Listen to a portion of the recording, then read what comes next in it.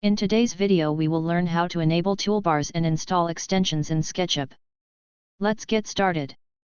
We have our default tray, where we have entity info, material, component info, styles, layers, shadows, scenes and instructions for the model we would develop.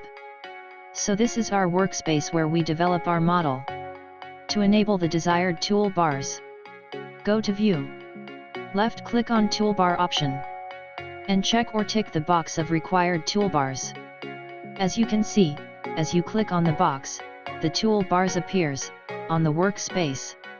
After selecting all the required toolbars, left-click on the Close button on the bottom left of the toolbar dialog box. Now, let's arrange the toolbars in our workspace.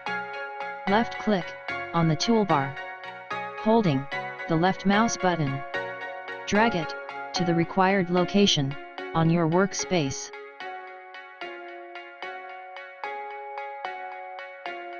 Enabling and arranging the toolbars is done.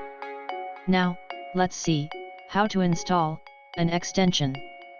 For installing an extension, if you have already downloaded an extension, click on Windows tab. Click on Extension Manager. As the dialog box appears, click on Install Extension.